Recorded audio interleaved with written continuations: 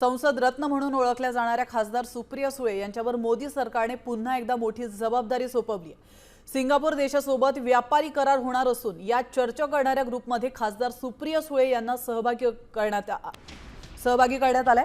आपण पाहतोय शिवाय सुप्रिया सुळे यांच्याकडे पुन्हा एकदा खासदारांच्या गटाचं नेतृत्व करण्याची केंद्र सरकारने एक मोठी जबाबदारी सोपवली आहे।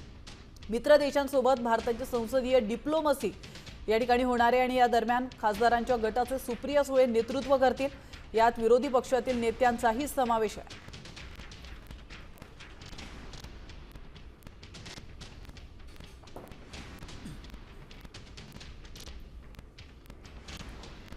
संसद रत्न म्हणून ओळखल्या जाणाऱ्या खासदार सुप्रिया सुळे यांच्यावर मोदी सरकारने पुन्हा एकदा मोठी जबाबदारी सोपवली आहे। सिंगापूर देशासोबत व्यापारी करार होणार असून या चर्चा करणाऱ्या ग्रुपमध्ये खासदार सुप्रिया सुळे यांना सहभागी करण्यात आलाय।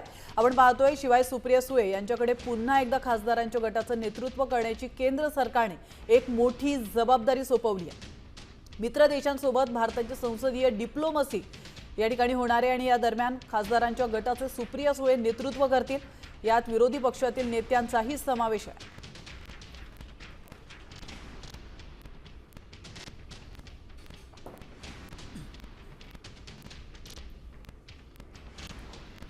संसद रत्न म्हणून ओळखल्या जाणाऱ्या खासदार सुप्रिया सुळे यांच्यावर मोदी सरकारने पुन्हा एकदा मोठी जबाबदारी सोपवली आहे।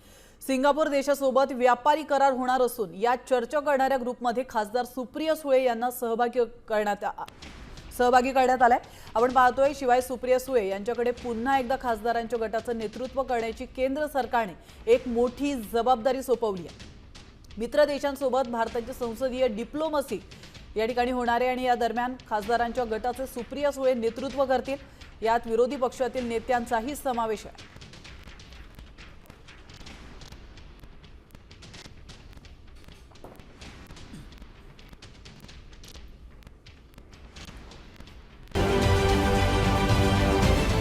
महाराष्ट्रातील सर्व बातम्यांचे विश्वासार्ह व्यासपीठ